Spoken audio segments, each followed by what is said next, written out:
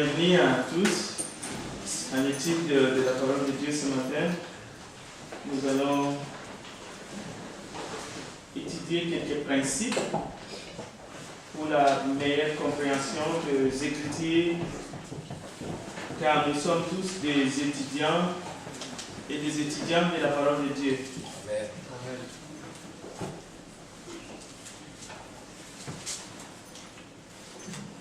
Nous allons chercher deux textes dont j'aurai besoin de deux lecteurs ou lectrices. Le premier texte que nous allons regarder, c'est Matthieu 14.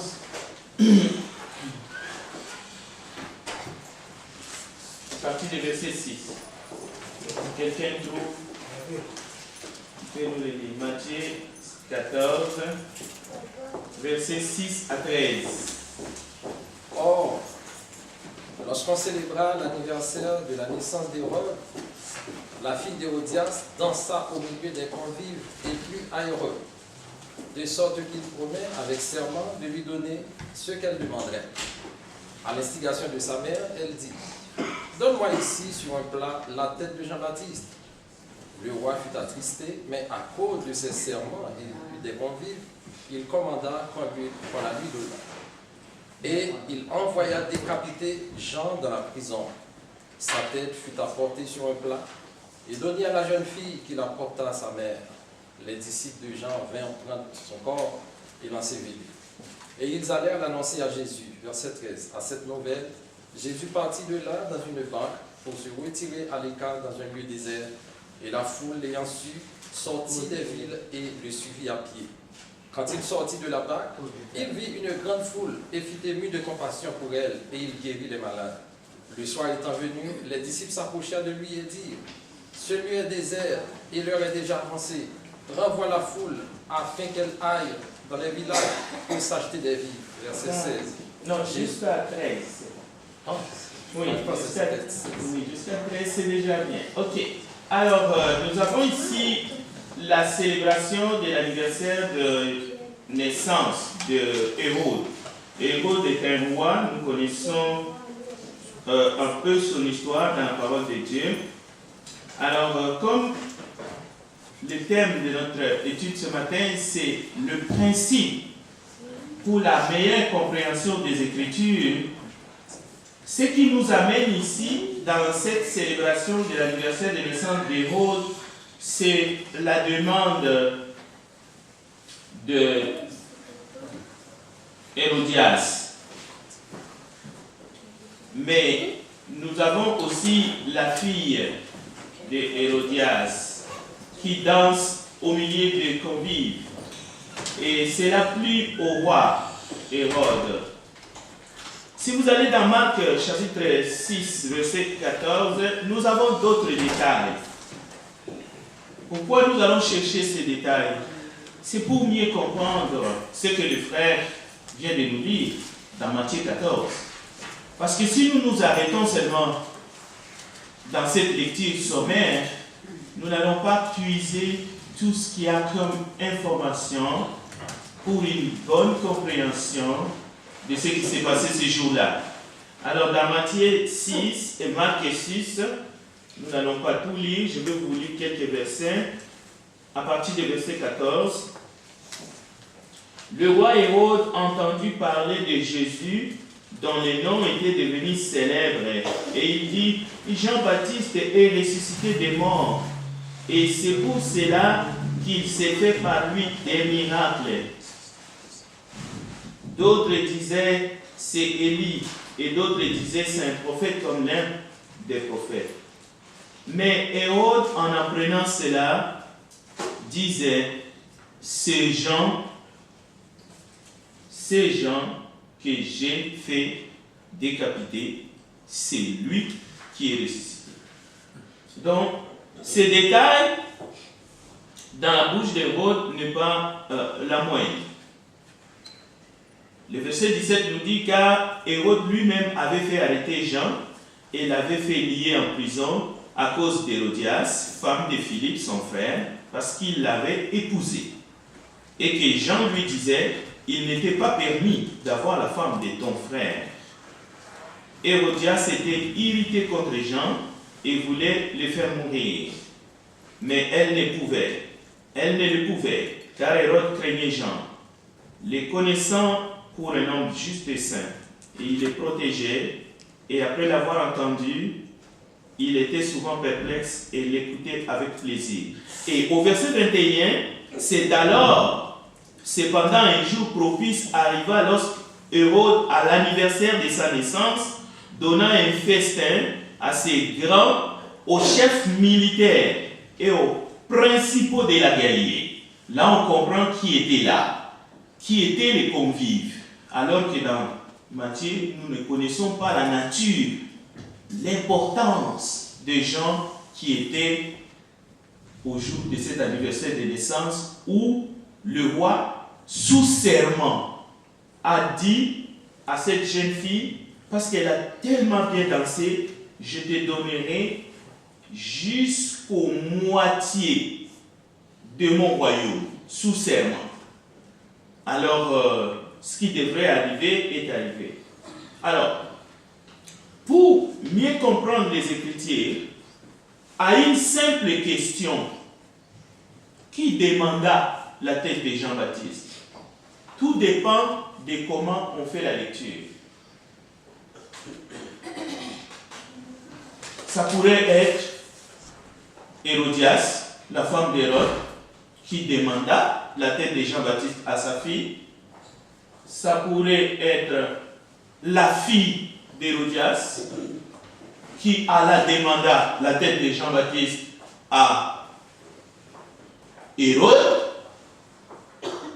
Mais plus loin encore, ça pourrait être Hérode qui demanda la tête de Jean-Baptiste à un garde qui va la lui amener sur un plateau.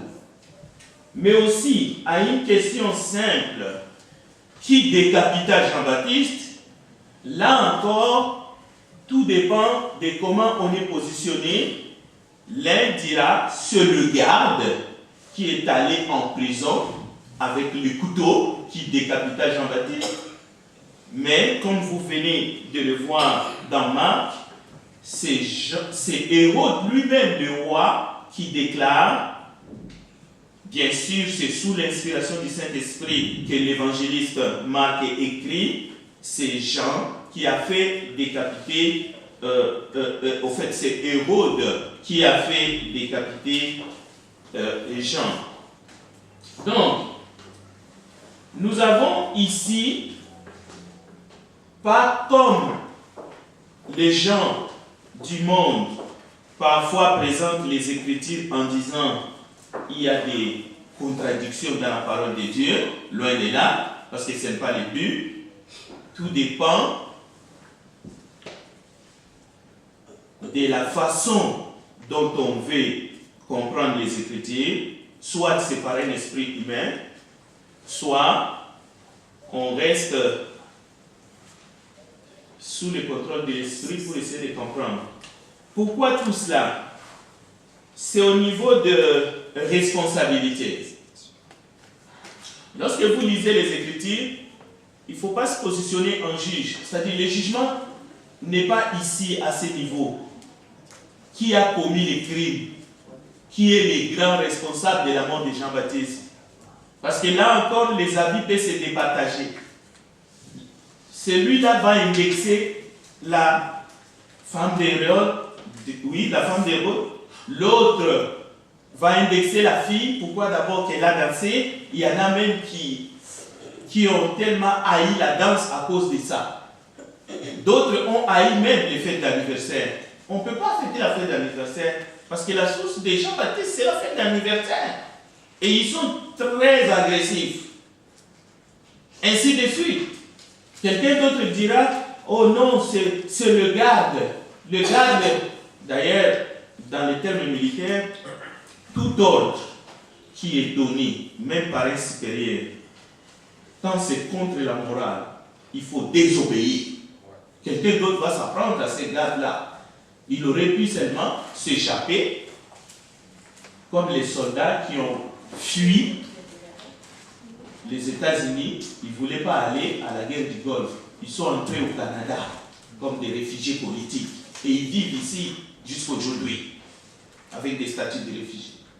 Donc, la meilleure compréhension des Écritures, ce n'est pas de se positionner en juge et chercher le plus grand fautif, mais plutôt de comprendre que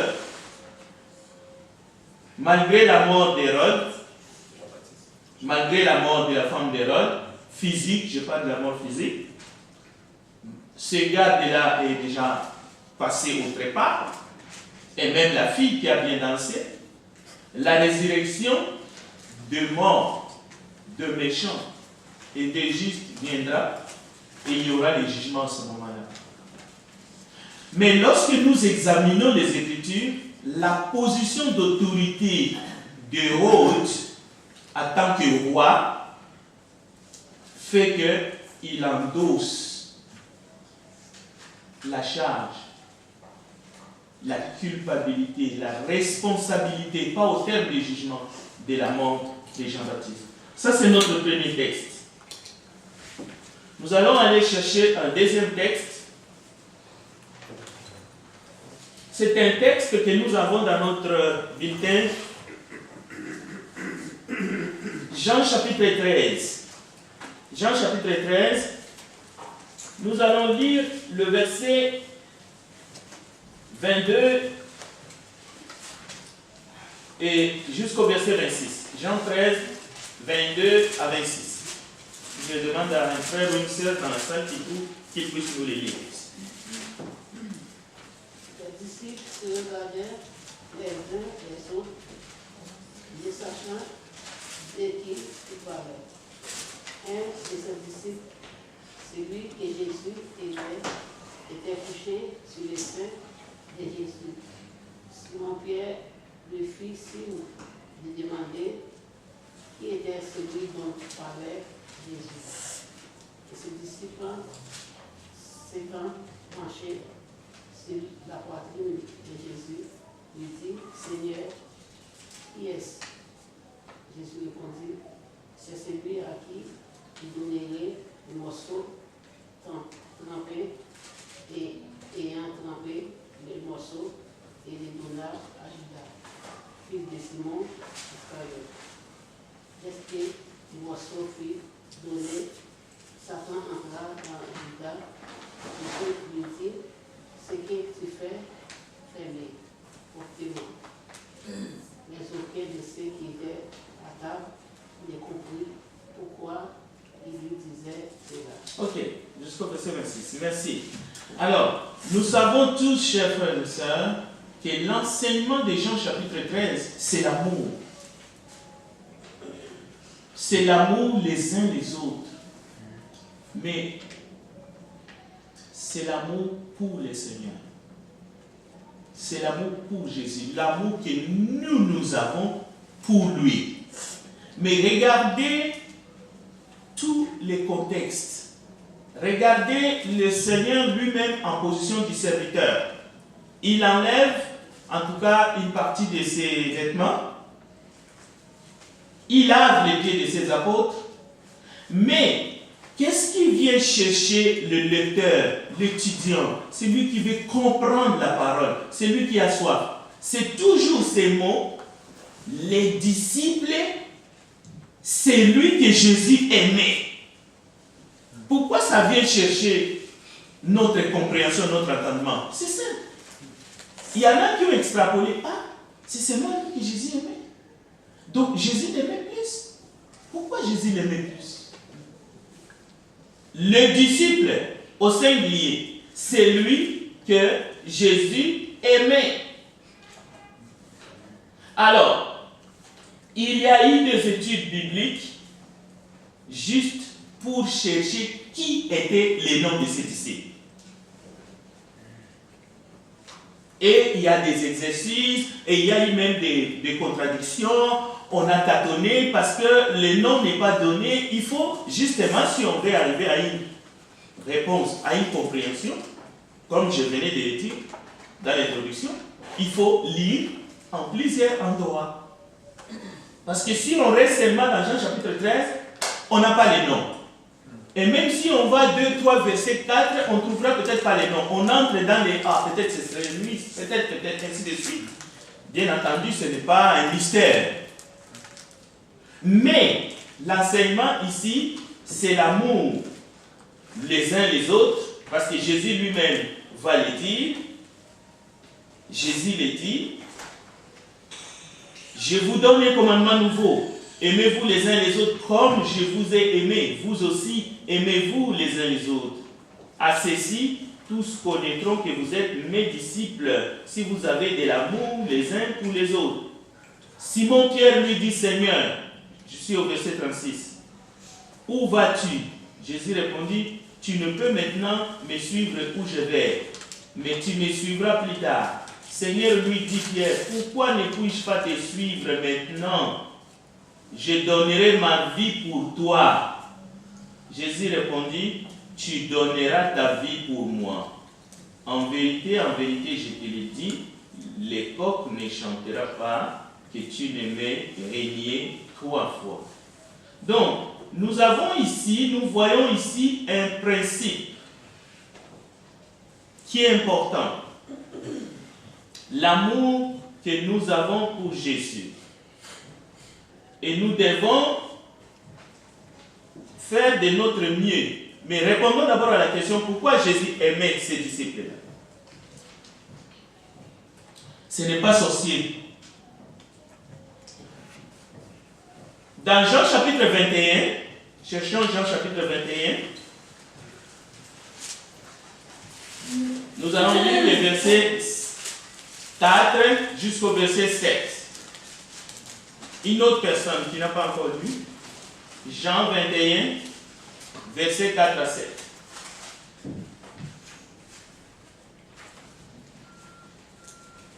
Le matin étant venu, Jésus se trouva sur le rivage, et les disciples ne savaient pas que c'était Jésus. Jésus leur dit, enfants, n'avez-vous rien à manger? Ils lui répondirent non. Il leur dit, jetez le filet du côté droit de la barque, et vous trouverez. Ils le jetèrent donc, et ils ne pouvaient plus le resserrer, à cause de la grande quantité de poissons. Alors le disciple que Jésus aimait dit à Pierre, c'est le Seigneur.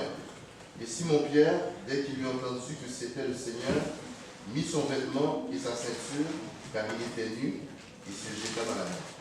Voilà. Vous entendez au verset 7. Alors les disciples que Jésus aimait, dit à Pierre, c'est le Seigneur.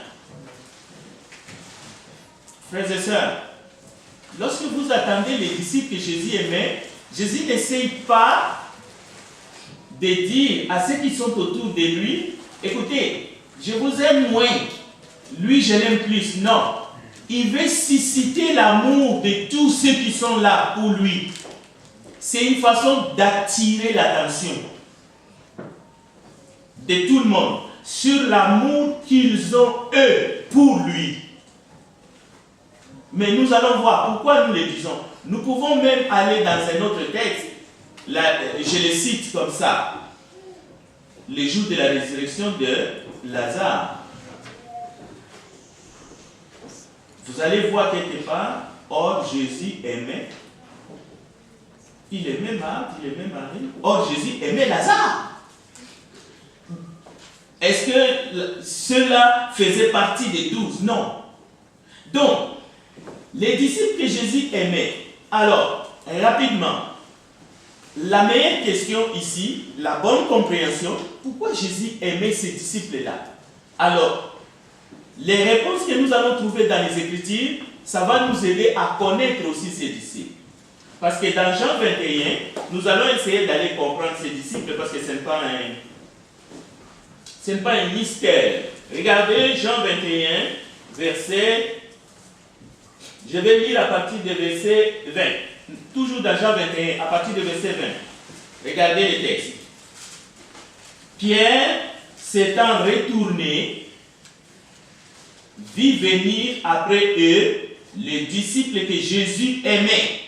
Celui qui, pendant les soupers, s'était penché sur la poitrine de Jésus et avait dit, Seigneur, qui est celui qui te livre?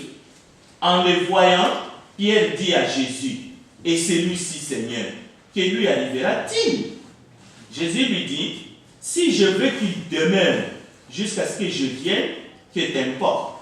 Toi, suis-moi. Là-dessus, le bruit courut parmi les frères que ses disciples ne mourraient point.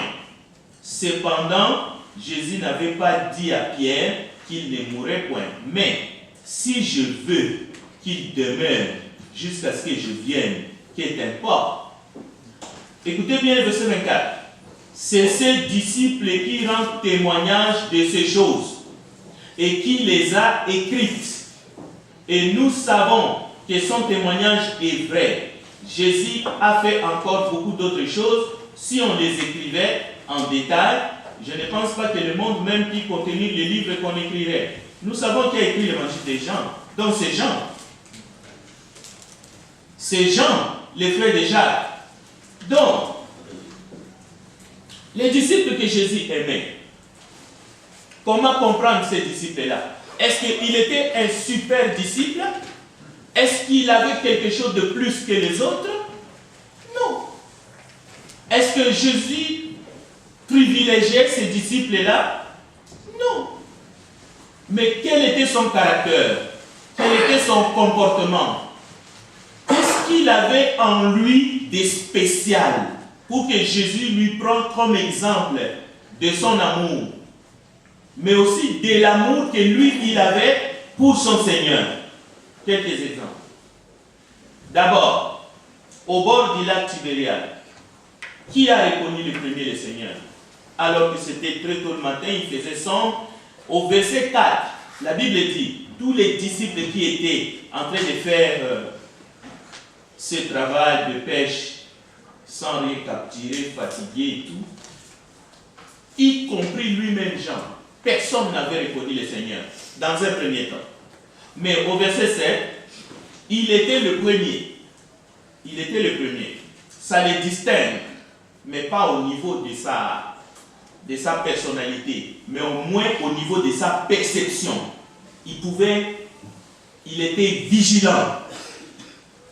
Pourquoi il était vigilant? Parce qu'au fond de son cœur, l'amour de son Seigneur était vrai. Et lorsqu'il a vu la pêche, le nombre de poissons, selon lui, ça pouvait venir d'aucun autre, si ce n'est du Seigneur. Lorsqu'il a vu cette capture, il a dit, Pierre, c'est le Seigneur. Donc, il a reconnu le premier le Seigneur dans les sombres matins, au moment où tous étaient désespérés. Parce que quand vous venez de gagner un gros lot, vous venez de capturer quelque chose, on est en extase. Dans cette euphorie, il a reconnu que cette œuvre venait du Seigneur. Plus loin, on le voit au pied de la croix de Jésus. Il est là. Jésus va s'adresser à sa mère, il va s'adresser à Jean. Mais encore, plus loin encore, on va les voir. Donc, on sait quand même que c'est un homme qui était là, qui était toujours là, dans des moments clés. Et on les voit dans l'île de Patmos, lorsque son esprit est enlevé, et nous avons le livre de l'Apocalypse avec tous les messages de gloire que contient ce livre. Mais on les voit dans Jean chapitre 13, il se penche sur sa poitrine, alors que nous sommes tous habitués parfois à être distants. Nous ne voulons pas être encombrants. Nous avons peur du jugement. Mais lui, il pouvait se coller avec son maître. Mais ce n'est pas tout. Je vous donne un autre détail. Jean chapitre 20, au verset 8. Parmi ceux qui ont entendu les femmes annoncer qu'il est ressuscité, d'autres n'ont pas cru, d'autres sont restés dans l'incrédulité. Jean est parmi ceux qui ont couru. Et il a couru plus vite. Jean 28, on peut lire Jean 28, s'il vous plaît. Il est allé entrer dans un tombeau vide. Et lorsqu'il est entré, le tombeau était vide. le texte va nous dire il a cru. Jean 20, verset 8. Alors, l'autre disciple qui était arrivé et peignit au sépulcre entra aussi, et il vit, et il crut. Voilà. Ça, c'est un texte qui nous parle toujours de lui.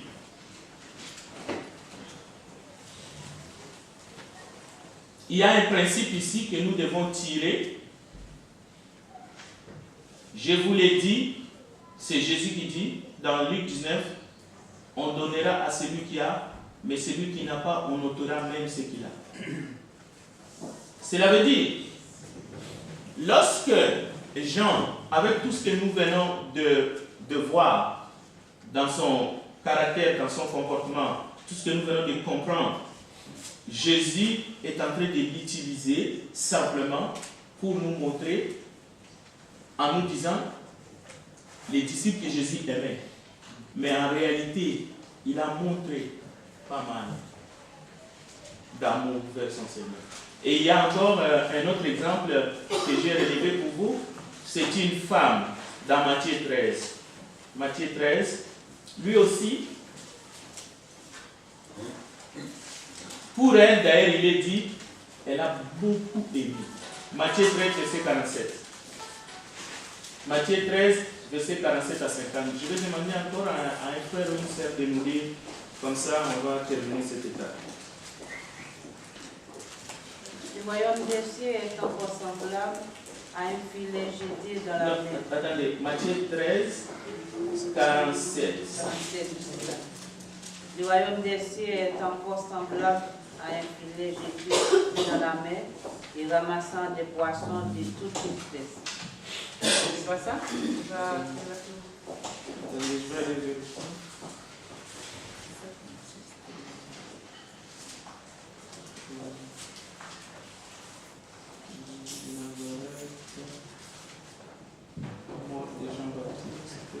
Oui, attendez. Là, vous êtes à 44, le royaume des cieux. Non, 47. Oui, 47, oui, le royaume des cieux est semblable. Jean-Baptiste. Attendez, on va aller dans Luc, c'est pas celui-là. C'est pas ce que je vais donner comme.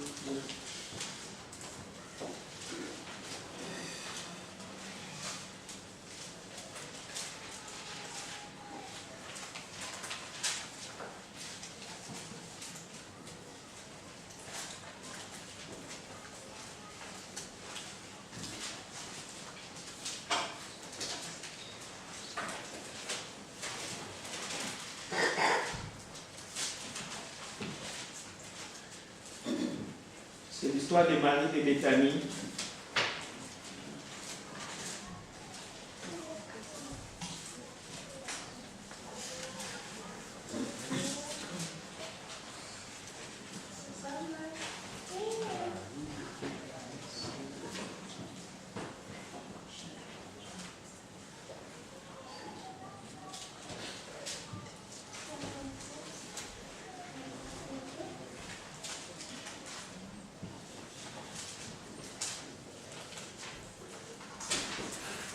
Bon, c'est Luc chapitre 7. Sœur Martha, tu peux lire à partir du verset 44. Oui, 44 jusqu'au verset 47. Merci.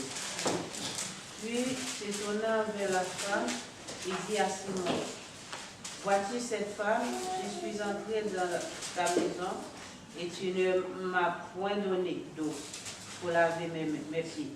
Mais elle les a mouillés de ses larmes et les a essuyés avec ses yeux. Tu ne m'as pas point donné de baiser. Mais elle, depuis que je suis entrée, elle n'a point cessé de me baiser les pieds. Tu n'as point versé d'huile sur ma tête, mais elle a versé du parfum sur mes pieds. C'est pourquoi je te l'ai dit, ses nombreux péchés ont été pardonnés, car elle a beaucoup aimé, mais c'est lui à qui on a pardonné, peut aimer Christ. Voilà. Donc, vous voyez que le but du Seigneur, c'est d'aller susciter toujours notre amour. Nous devons l'aimer. Nous devons montrer que nous l'aimons vraiment à travers nos actions. Quels que soient nos péchés, nous devons agir en sa faveur. Jean était l'un de ceux-là. Donc, au lieu de se tracasser, pourquoi Jésus aimait plus ses disciples-là? Non. Jésus aimait. Et d'ailleurs, dans Jean 21, lorsque Jésus dit à Pierre, Jean chapitre 21, m'aimes-tu plus que ceux-ci ne m'aiment?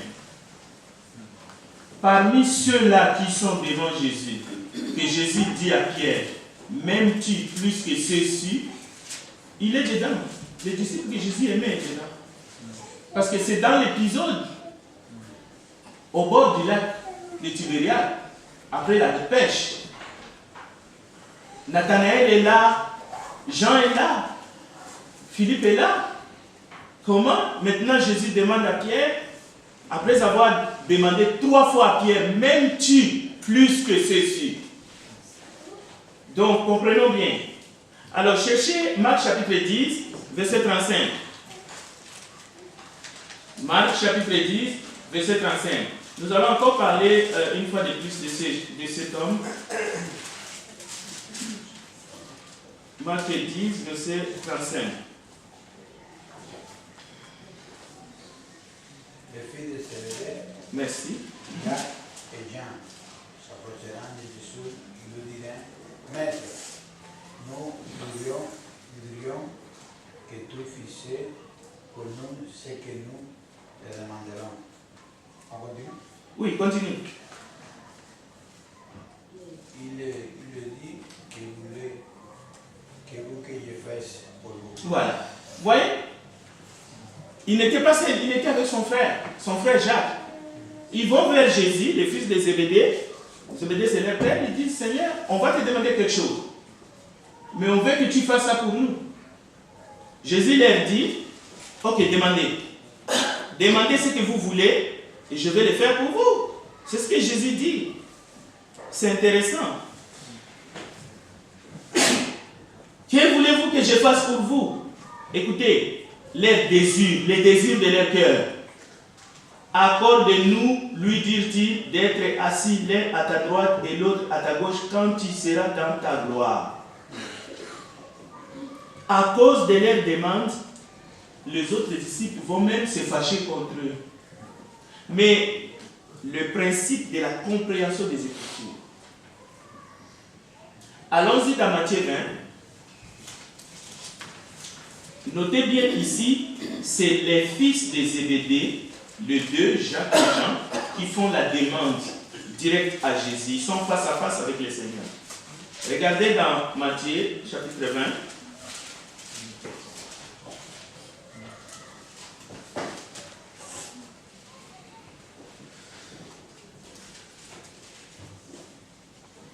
Quelqu'un peut nous lire juste le verset 20. 20 et 21, s'il vous plaît. 20 et 21. Matthieu 20, 20 et 21. Alors, la mère des fils de Zébédée s'approcha de Jésus avec ses fils et se prosterna pour lui faire une demande.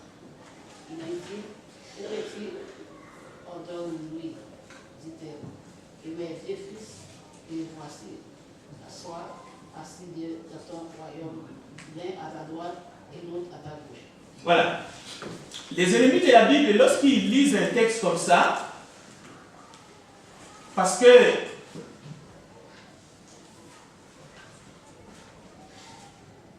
ils sont habités pas par l'Esprit de Dieu, mais l'Esprit de contradiction. Ils vont dire, voici, il y a la contradiction.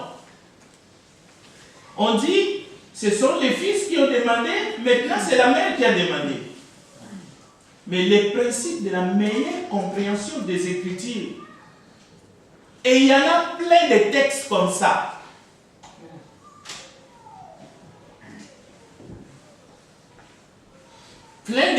comme ça, où le principe de la meilleure compréhension, lorsqu'on est en face des Écritures et on se laisse guider par l'Esprit de Dieu, vous n'allez pas arriver, oh non, pourquoi on dit là-bas c'est la mère et puis ici ce sont les fils. Donc, les auteurs, les traductions, toutes sortes d'affaires tombent. Non. C'est pour cela, pour ceux qui étaient avec nous, nous venons de découvrir que si on se laisse guider par l'Esprit de Dieu, on va comprendre les Écritures. Et Dieu ne se contredit jamais. Nous avons appris ce matin que nous pouvons répondre allègrement aux questions simples avec les Écritures. Parce qu'ici, on nous dit, la mère et les deux fils sont venus, ils se sont prosternés devant Jésus. Et la question est sortie. C'est-à-dire que l'évangéliste Matthieu, poussé par le Saint-Esprit, il a beaucoup plus de détails pour nous amener à mieux comprendre ce que nous avons lu dans l'évangile de Marc. Nous avons des compléments d'information et non des contradictions. Alors, lorsqu'on me demande qui demandait la tête de Jean-Baptiste, si vous avez les Écritures et l'Esprit de Dieu, vous n'allez pas être figé. Vous n'allez pas chercher les coupables.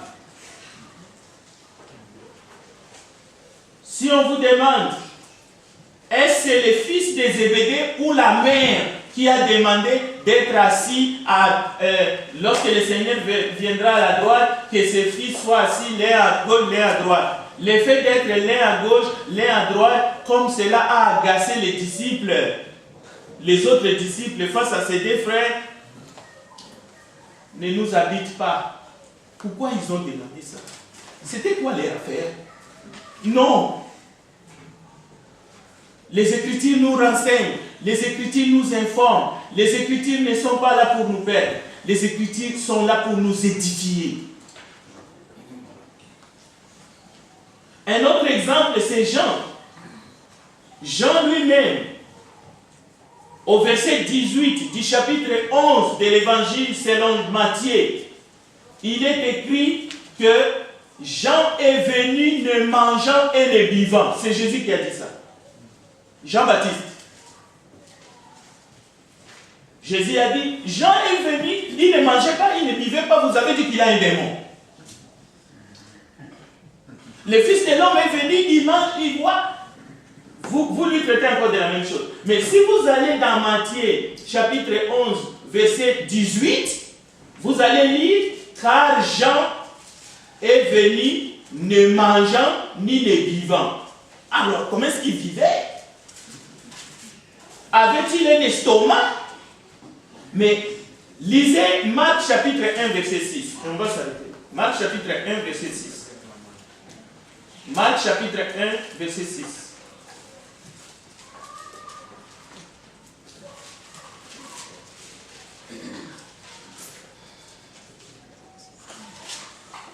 Si vous avez trouvé, vous pouvez.